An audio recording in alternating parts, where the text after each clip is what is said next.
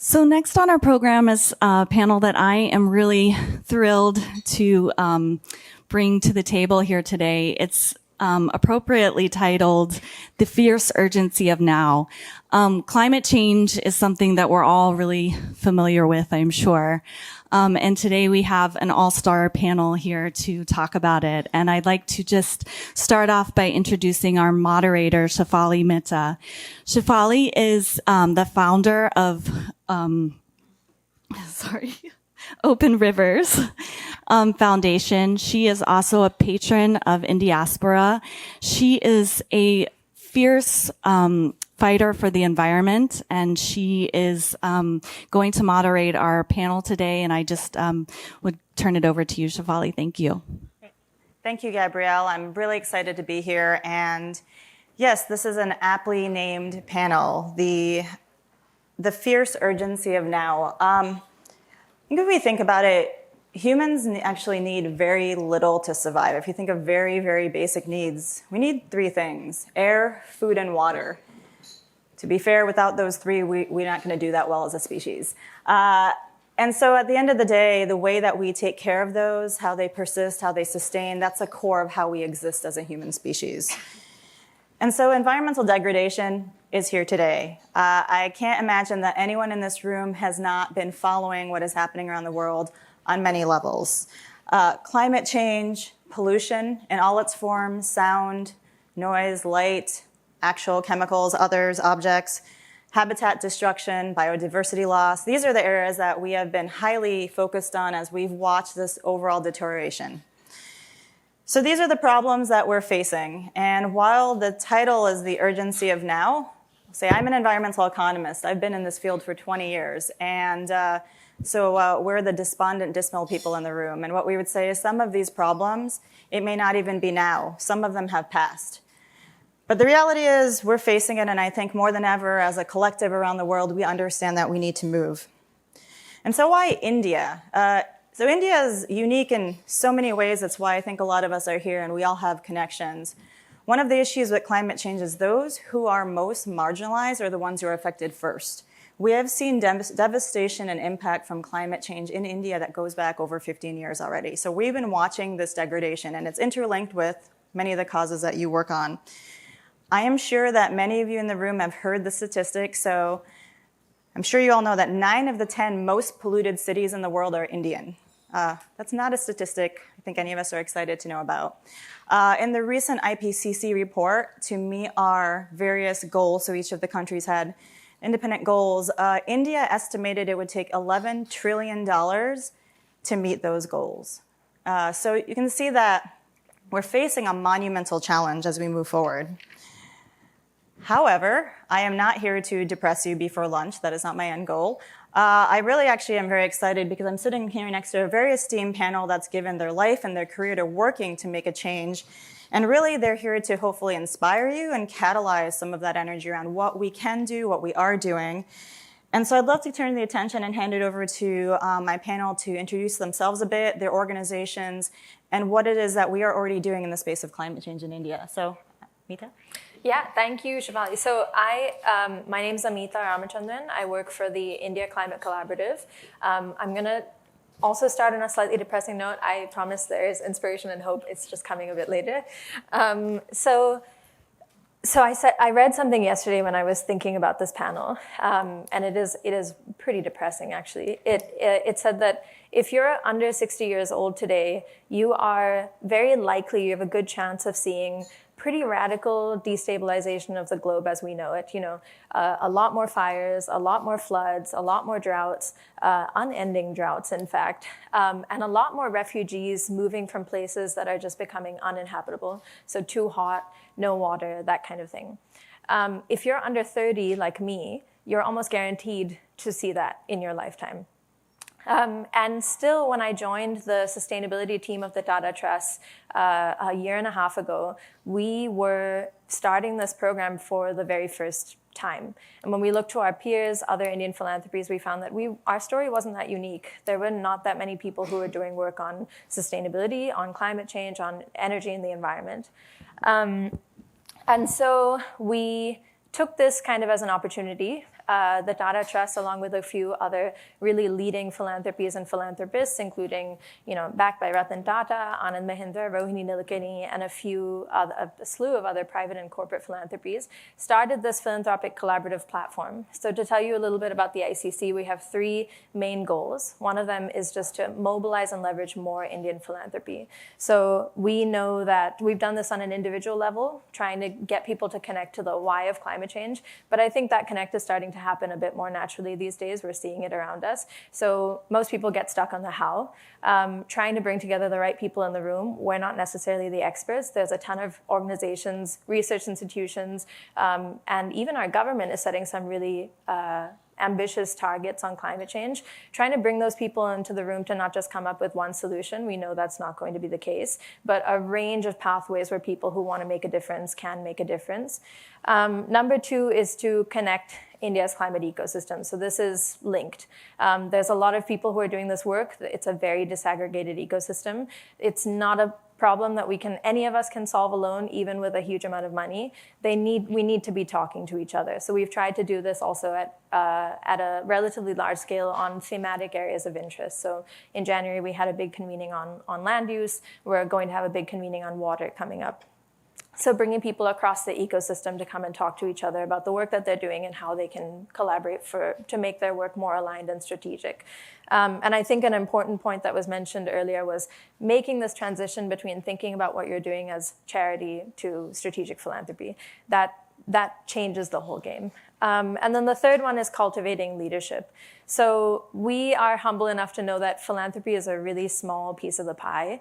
It is nothing compared to private sector capital and even government funding. We do know, though, and we've seen great examples of this, that private sector can be really impactful in informing and guiding the rest of that capital. So, for example, if Prime Minister Modi announced last week that they're committing $3.5 trillion to getting potable water across India, we know that there are philanthropies who've been working on this for decades, even a century, that have a lot of experience to make sure that 3.5 trillion rupees is as impactful as it can be.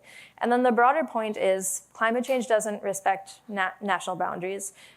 If India is able to do this right, we have something really significant to share with the rest of the developing world, especially.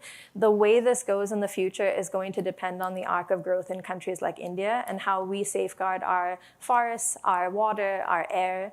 And if we get this right, it is of critical importance because this part of the world is where most of the people are. Thank you. And I'd like to hand it to Reecha. Hi, my name is Reecha Upadhyay.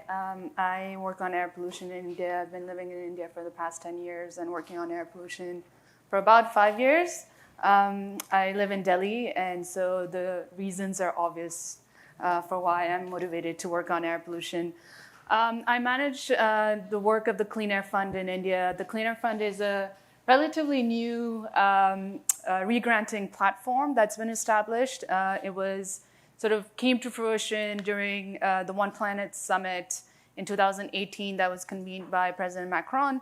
And the idea was to really pool in both climate funding as well as health funding on air pollution to really accelerate the solutions and kind of move away from the politicization of climate change per se. And that's what we have seen in sort of countries around the world, that climate change as a topic has become really divisive. But air pollution is something that's really immediate, it's really visceral. People are galvanized by the thought of the health impacts of air pollution. We know that over 90% of the children around the world live in toxic air conditions, and most of those children actually live in developing countries like India. And like the ICC, the idea was also to build a collaborative funding platform where we would bring in different kinds of funders to pool in their money so that your impact becomes much bigger. So right now we're supported by some foundations like the IKEA Foundation, Oak Foundation, and others, but we're now really targeting sort of health foundations to look at air pollution as an issue that they should be investing in. Like I think the question that you had posed earlier, which was instead of us sort of choosing a cause per se, recognizing the the benefits of working on issues like air pollution, on mental health, on children's development, on economic growth and sustainability. So the Clean Air Fund really focuses on 4 key areas. We look at the data gap in India and really realizing that on air pollution, unless you know the sources and sort of the data around air pollution, it's really hard to come up with solutions that are very contextual.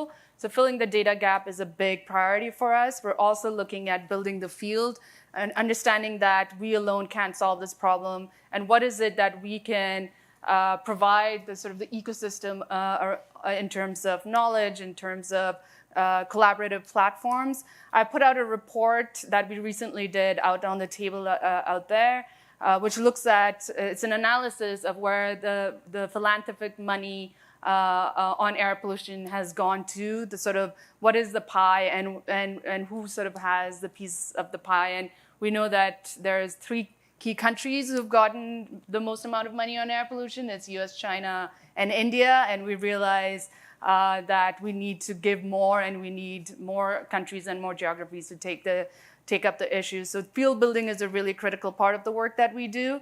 And then we're also really focused on making sure that we quantify and are able to communicate the impact of air pollution, both at the country level, but as well as globally. We're a UK-based charity, but India is a key geography for us. And I think, like Amita, testing out solutions and being able to scale up solutions in a geography like India, where we will be able to get a sense of learning that we can scale up and replicate in other parts of the world as well. Thank you, and I'd like to hand it to Britt. Hi, good morning. My name is Britt Groosman. I'm the VP for Global Climate at the Environmental Defense Fund. The Environmental Defense Fund is US, primarily started in the US 50 years ago, environmental organization, works on a wide variety of environmental issues. We have an ecosystem program, an oceans program, a health program, an energy program, and a climate program. Why am I here on the panel at the front? We've been working in India for about 10 years, primarily with partners on the ground, and we are now slowly setting up an actual office in the country. Why climate? Why India? As some of my co-panelists have already mentioned, climate really is the number one issue of our times. It was interesting to me to hear a previous panelist talk about, well, people don't really give about for malaria because we don't have it here. Well, guess what? We may do, right? So climate change is going to bring infectious diseases, insect-borne diseases to areas where it's never been. Climate change is going to give us storms and weather events we've never seen. Climate change is going to increase poverty for the already poor. So for those of you working on relieving poverty, on child health, it's all going to get worse, a lot worse. Sorry about the depressing bit, but that's the reality. So that's why we need to work on climate change. Why India? Looking at the data of where the greenhouse gas emissions are going to come from, not in the past. We all know where they came from. We all know countries like the US, the developed countries where the majority of emissions came from up to now. And we can get into the whole discussion of whether there should be north-south financial flows because of that. Probably, but that's not really the issue. The issue is where are they going to come from in the future? We need to reach a tipping point. We need to get greenhouse gas emissions to peak and to radically go down. According to projections, they're going to come from the US, EU, China, and India. As a very sort of self-centered economist working in the US, looking at the global climate pie, I cannot afford to not look at India. It's as simple as that. Air is very closely related to it. A lot of the pollutants that cause air pollution are also coming from the same combustion that causes greenhouse gas emissions, but there are other pieces. Right now in India, we are focusing on 2 pieces, air pollution and what we call low carbon rural development. India has 179 million rural households. They made up over 80% of the voters in the last election. If you don't look at the rural development, you will miss the boat. I'm sounding very preachy. I didn't mean to. I didn't prepare that, but I'm just thinking off the top of my head, why do I do what I do? So I'm a program person. Philanthropy for me is a means to an end, right? We need to find the funds so that we can do the work which we passionately believe in. It's very hard to find the funds. Somebody also earlier when I came in mentioned the sort of dreaded word of FCRA approval. We have our lawyers looking at how we are going to get all of that done. How do we get funds that are raised in the US, for instance, by the Indiaspora, into India legally? Very complicated. Current Indian government is, perhaps rightly so, quite suspicious of funds that are being brought in from outside. So it'll be very, very important for us to raise funds in India as well. Amita will be able to talk to this much more, but up to now, the fundraising within India has mainly been for non-climate topics. It's mainly been rural development, so basically economic development, children's health, what we would consider traditional sort of charitable purposes. Nobody's really looked at climate, which is why the ICC is so important. But obviously, it's a crucial part of the work we do. I'm here to learn, to share. Really looking forward to this panel. Thank you. And Siddarthan? Thank you, Shefali. Good morning, all. Before I introduce myself, but I think just want to thank Indiaspora, Yamar, Gabrielle, Sanjeev, for having this panel, which I understand happening for the first time as a dedicated climate change discussion, which is, I think, a huge beginning for Indiaspora. And I am happy to be part of this. It is not just I'm feeling happy to be invited, but just feeling happy to be part of this important journey which just began. Because given the enormity of the challenge we all talked about, the community is so small, we know each other very well, all of them. And we had no idea who is going to come in the panel. When I saw the Gabrielle agenda, that's what it is. The community is so small, the challenge is massive. That's the reason I'm so happy Indiaspora is part of that. We really want institutes like Indiaspora and people like you to be part of the journey because we need collaboration, partnership. Just a top line to begin with. My name is Siddarthan Balasubramanian. I work in a foundation called the Climate Works Foundation based in San Francisco, California. We are, as you know the name, it is set up to tackle climate change 10 years ago. Predominantly as a massive global grant-making institution. We made $1 billion the last 10 years as a global grant-making. That role has come down dramatically less, but still make a few hundred millions in terms of grant-making. But the focus has predominantly been what the topic is about, mobilize philanthropy, both domestic, I'll tell you more about how closely Amita and I are working closely, as well as international philanthropy to take the philanthropic resources, expertise, tools everywhere so that we find a solution to climate change. As I said, 10 years old, predominantly managing grant as well as mobilizing philanthropy. As well as India, the biggest contribution we made in the last decade is setting up the first ever dedicated climate change foundation, which is called Shakti Sustainable Energy Foundation, which over the past 10 years became the most effective, trustworthy, highly credible institution supporting the national, state government, cities, civil society, bringing climate change in front of philanthropic giving. That still remains to be a very strong institution. Secondly, we have been making direct grants to India on several areas, including clean transportation, air quality begin with long ago, energy efficiency, industry, etc. Now the role is kind of reversed now. If you were to say the 5 key features of current role we play in India. One is about we continue to provide Shakti support, not grant, but connecting them to international best practices. That's one we do. We make a lot of global grant making in the US, in Europe, and other parts where India is a big component, whether it is air quality, clean transportation, industrial decarbonization, what we call in jargon, and other areas. That's the important point.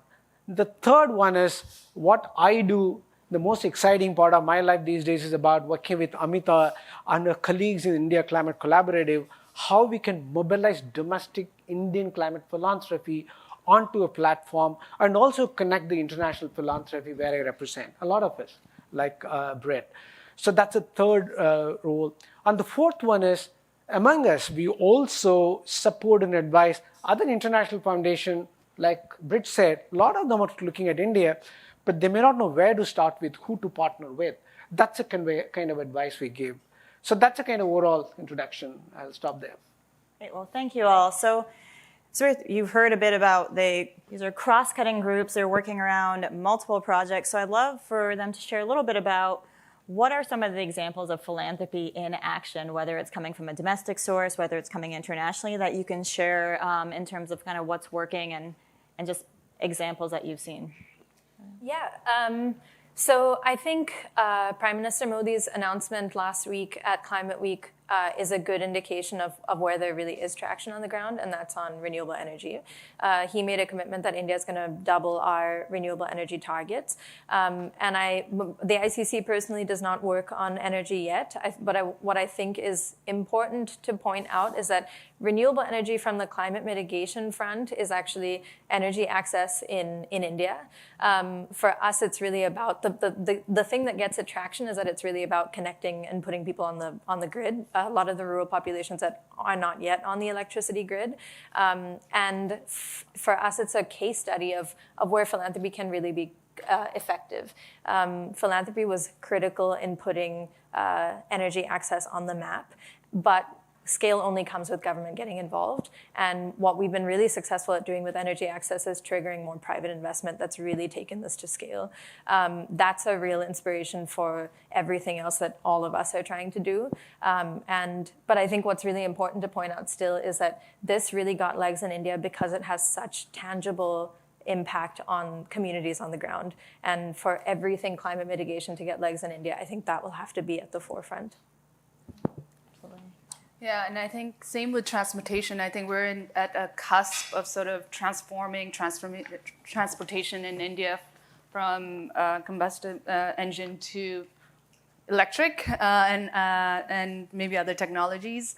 So I think philanthropy has been at the forefront of really advocating for it, but now in terms of scale, in terms of the infrastructure that needs to be there, it will have to be sort of the government taking the lead and industry coming and taking the lead. And for us, what's really exciting about sort of collaborative philanthropy is that one of the objectives of the Clean Air Fund is to bring in health-focused funding onto looking at air pollution and climate broadly.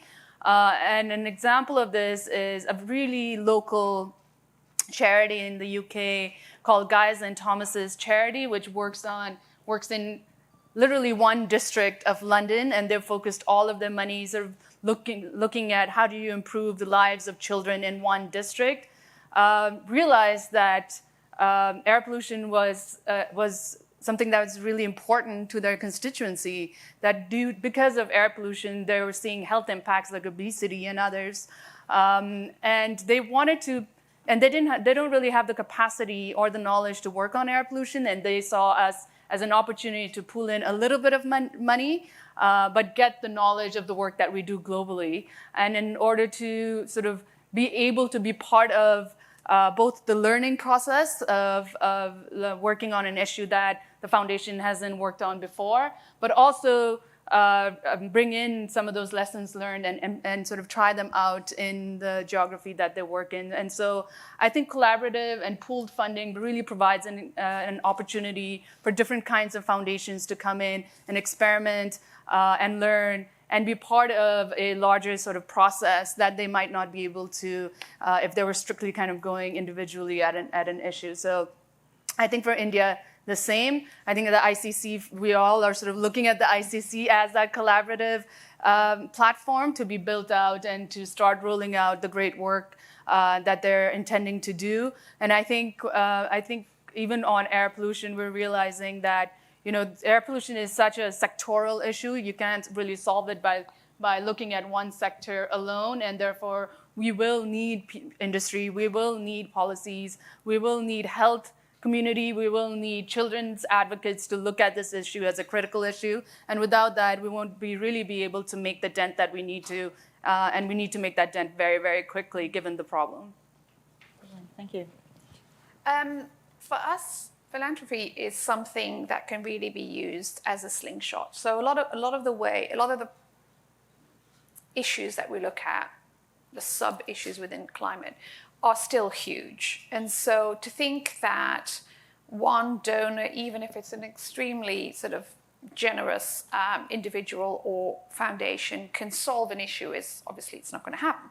But what can philanthropy do? Philanthropy is very good at testing policies or testing sort of scalable actions, as it were. For example, we've been working in certain villages in Bihar on sort of this low carbon rural development issue. And really what it is testing what works and doesn't work, fine-tuning it. This takes time and patience, and it takes actually relatively low amounts of money. You know, it's just a project. You don't want to do all of India, you're just doing a project. But when you then present that to a government, they are the ones who can then scale it. So for instance, right now, we are talking to the government of Bihar in taking over one of our projects and making it their own. Now that is what for us would be a huge success. We don't have to have our name on it. Biggest success for any sort of program is if a government or somebody else wants to take it and steal it and scale it. It's like, please take it, it's yours. So that's where philanthropy can be really amazingly successful. The Chinese government, which I've worked with as well, they're famous for doing pilots of all the sort of policies they want to do. They're sort of like, oh, let's do a pilot in this city or this city and let's see how it goes. Other countries don't officially have that policy that they will do everything via pilots, but obviously it's seeing is believing, right? We all know that that's true. So using 50K of philanthropic money, 100, 200, relatively small amounts, and really hammering out things that work and then showing it to the government and giving it to them to take for them to scale is the best use of any philanthropic money in my view. Thank you, Shefali. I think, as you said, the gloom and doom story of what is staring at India is it's quite shocking. The challenge for climate change impact, whether it's United States, Europe, or India, is that it seemed like incremental, sporadic. I was reading articles in Alaska salmon for the first time, dying not just because of anything else, they are not able to swim underneath the water in the increased temperature going up. So they have a well-developed eggs in the belly that died. In Alaska, they never recorded temperature above 71 degrees centigrade all these years. Now this year 81, which is unheard. People on the t-shirts, off-sleeve tees in Alaska roaming around. See what did Dorian to Bahamas? That kind of storm. And it's happening in India. The thing is, it is happening in one day in one state in Kerala, Bihar right now, flooding. Then northeastern Himalaya, glaciers, 76% of the glaciers in the Himalayas are retreated. This is by government of India, not by international research. It's the Ministry of Environment says it. When these things happening sporadically, what is missing is we are not able to connect the dots. What causing all of them to happen so frequently? What's supposed to happen once in centuries happening every year? The severe storm. That is a challenge we face in India. That's a challenge we face in the United States. In terms of examples, specific example, international, one thing is we are trying to make those connections. In the malaria is a classic example. Lori was talking about this. What Britt said is absolutely right. The moment temperature by even 0.5 degrees centigrade, the vector borne, the malaria vectors, which can only be in the low-lying cool temperature, going up to 1,200 meters above. That means people living in mountains can be infected by malaria. Then there is no point dealing malaria as a malaria, but you have to say why it's suddenly going up in the hills and attacking people who are so immune so far. We have to see the connection. That's what the international philanthropy is doing, number one.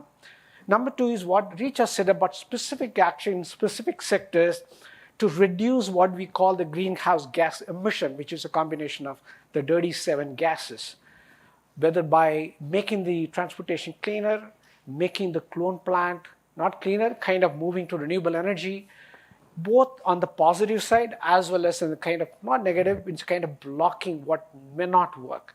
That's the second thing we do. Third one is what Amita and I are doing, all of us are doing, connecting about international, national, providing platform, collaboration structure so that resources, strategies are pooled, expertise are pooled. And the final one is how we can all work together. People work in health sector, others, how they can be part of the journey so that the collective impact could be each other. That's the example, I can cite without getting into specific projects. Absolutely. Well, thank you. Before I turn it over to the audience, I have one quick final question for the panel. So this is a theme that's already been coming up, is philanthropy is a mindset, right? I think that often we think of philanthropy, we go very quickly to the donor, and that's not to say, yes, we need the resources, but really it is a mindset. It comes, I think in the earlier panel, you talked about that internal cause and that reason. And so I'm coming from a slightly different angle. I've worked private sector most of my life. It's my consulting work. It's what I've done, like me or don't like me. And so part of it means, if I look at where the substantial change, I'm coming off of sustainable agricultural work, is private companies have a phenomenally important role to play. And it can start with payroll contributions, but I would go further. So I'll say something that's a little edgy, and you can yell at me after, which is, if we look at a lot of the causes for these issues, they are directly linked to supply chain choices we have made, whether domestically or internationally. Sometimes not making the choice. And that means some of the most impactful work I've seen on climate change, you may not have heard of. It's happening in our supply chains behind the scene. The reason I throw this out there is, many of you, we come from very different backgrounds.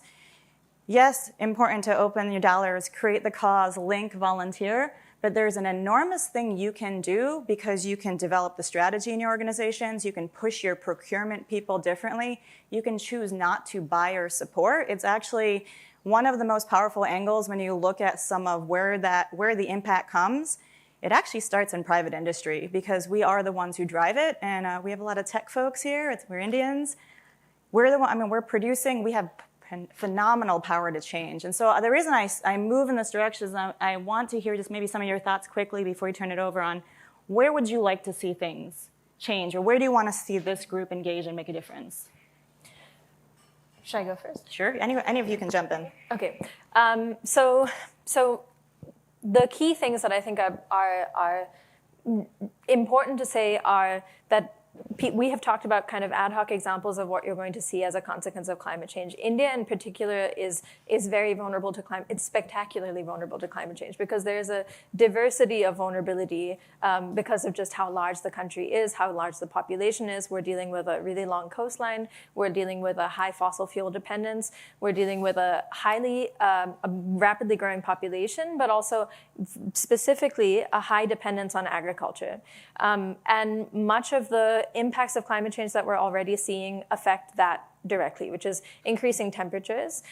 Rainfall is decreasing, but it's becoming more erratic. So you frequently hear stories about how a city that's supposed to receive X millimeters of rain over a season will receive it in the span of a few days. And we also are just seeing extreme weather events, which we've talked about before. There is huge opportunity for climate mitigation, which we just need to avert some of the effects that are going to continue to worsen. But there is a massive, massive opportunity with climate adaptation that is just severely underfunded. And the wonderful thing about climate adaptation is that there are a million entry points. I mean, people can do it from anywhere. You can approach it through health. You can approach it through education.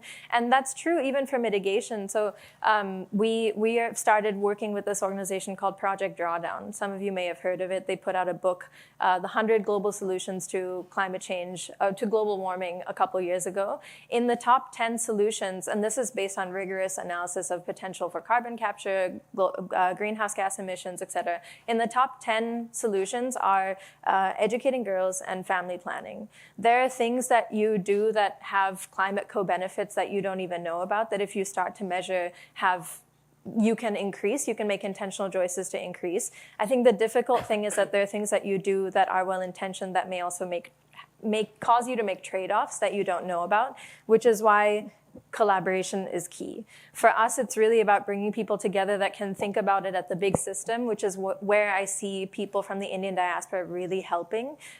It is people who understand scale, people who are thinking about problems at systems level. And those are things that are really pushed in the private sector that are just starting to trickle into the philanthropic sector in India, but it can happen really fast, and it can happen without your money, actually. It can happen with you just getting involved and joining the conversation. Are there any other thoughts from?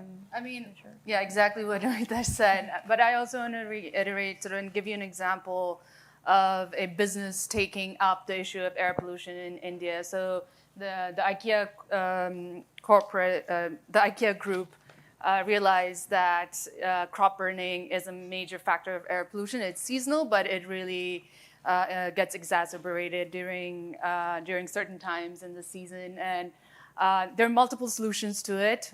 One of the things that businesses and industry can do, and going back to your sort of looking at your supply chain comment, is that IKEA decided to buy the leftover rice paddy as raw materials to experiment with products. And they've now come out with multiple sort of products that have been made by going out and buying the paddy that would have been burnt by the farmers and really kind of just integrating it into their supply chain. And by doing that, it has just opened up a whole new conversation around what businesses can do. And this doesn't necessarily require us to have a massive policy shift. It requires actually good businesses to think about both internally of their own supply chains, but externally, how can they kind of galvanize other industries to do the same. And I feel like because of that move, there's been a shift in how the crop burning as an issue is being looked at. And even the NTPC, which is the National the Thermal Power Plant Corporation, is looking at buying or taking the paddy fields to convert to energy. And so, there's the small things, and I think, like as Amita said, it's also doesn't necessarily mean you need to go and give your dollar, but it does mean that you need to kind of be aware of it, talk to others around what climate change and air pollution is. And I think there's a need for a little bit of a consciousness shift within the Indian diaspora. And my family lives in the U.S. I grew up here, and it's just a simple thing like telling my mom not to use plastic has now opened up a conversation in my household about what is sustainable living. And so I think there's smaller things that we can do, but I think largely if we can start to demand sustainable practices both within industry and from our government back home and here, I think there's a lot we can do together.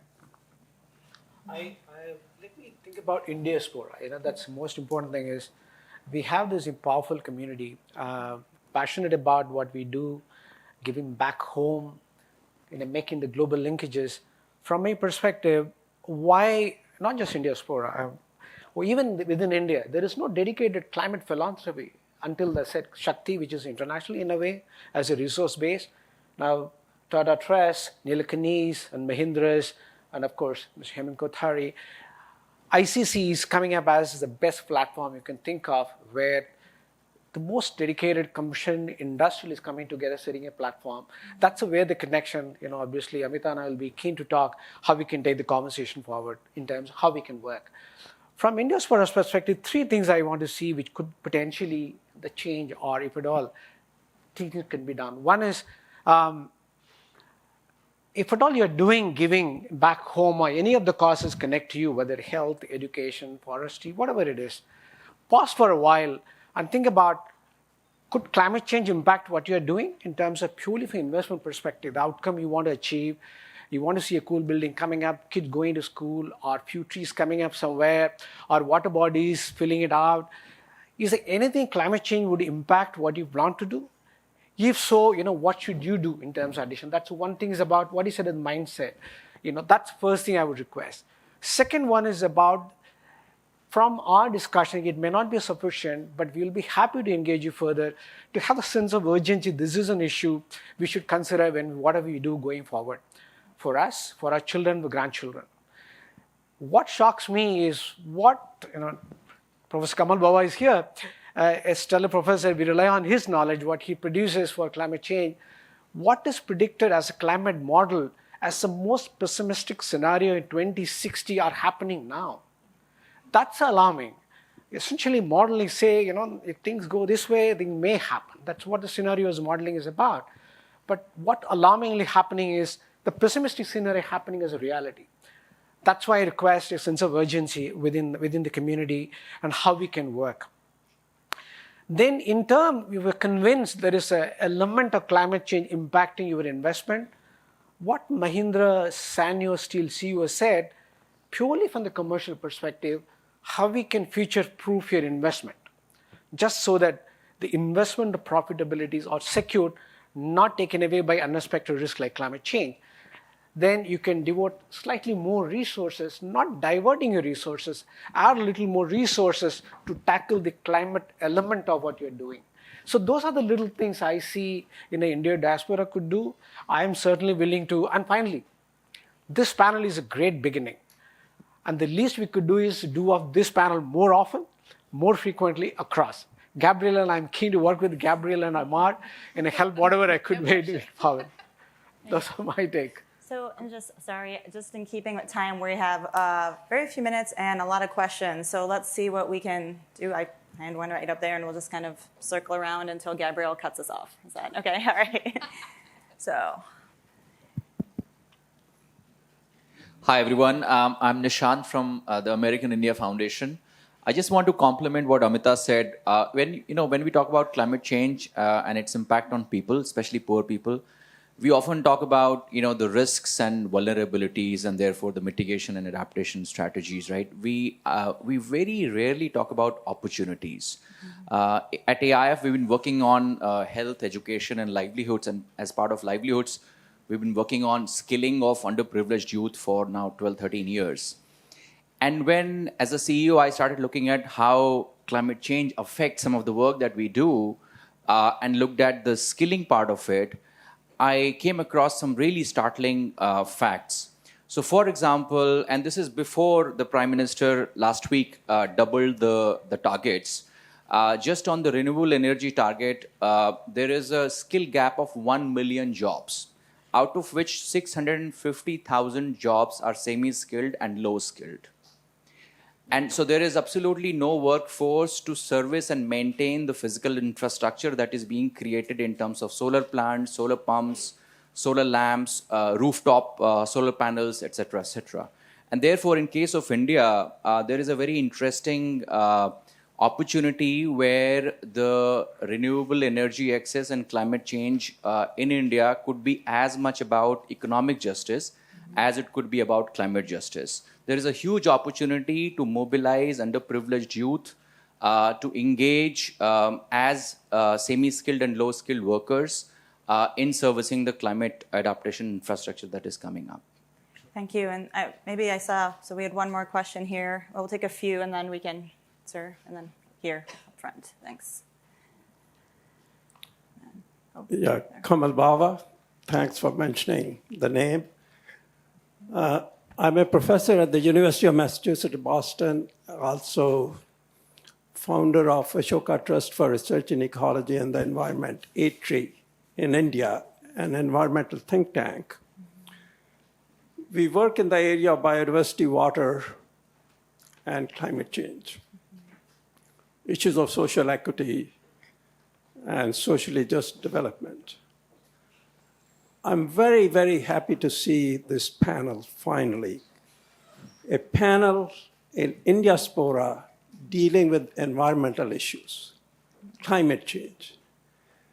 But I don't still, all these connections you have made, Shefali, right in the beginning, Shefali, right in the beginning, wonderful. But I still don't see enough emphasis on those connections. The basic issue in India and all over the world is squandering of natural wealth. It is the natural solutions to climate change that are ultimately going to be the cheapest and that will give us huge dividends. Not only natural solutions to climate change, but natural solutions to low declining agricultural productivity, how we enhance productivity, natural solutions, biodiversity has intimate linkages to health.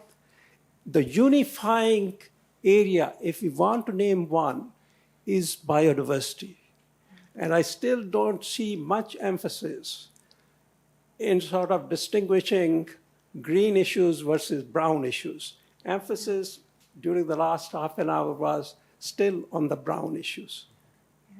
No doubt very important, but what is the origin? Origin is the green issues, our neglect of green issues, which we cannot afford anymore.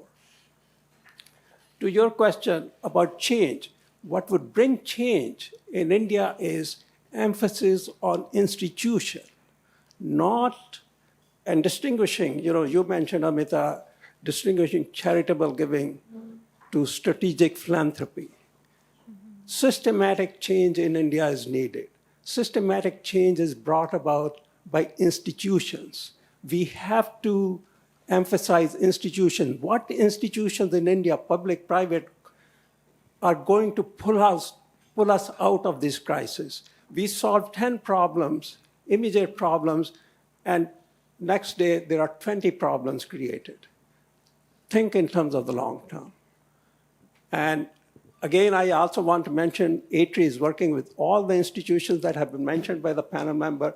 We are delighted to work with you and will continue to work with you. And finally, if 30 seconds, this is very important. Everybody talked about last week what the Indian government has done, what the Prime Minister has done. We have, working with the Indian government, last week, the Indian government, Prime Minister Science Council, gave a grant to a biodiversity science consortium led by A3, $1 million grant, to prepare a full-fledged proposal so that the country can make major investments in biodiversity science and how biodiversity science is linked with agriculture, with health, with climate change, with disaster risk management, and other issues. It's a very, very comprehensive program, and we'll be working with you on that. Thank you. So I see a lot of hands, which warms my heart because, as you said, I've waited for this panel since I met Sanjeev. And so here's what I'm going to ask so that we stay on schedule is we're all going to be around the rest of the day. As you heard from us, we are here because we want to inspire, engage, and work with you. So please come to us. This is the beginning of a discussion. Point taken. So MR, Sanjeev, the rest of the team, I'm hoping that this is really the beginning of a much broader move within Indiaspora, and it's why we're all committed to be here. So I just want to give a round of applause to my fantastic esteemed panelists. Thank you all.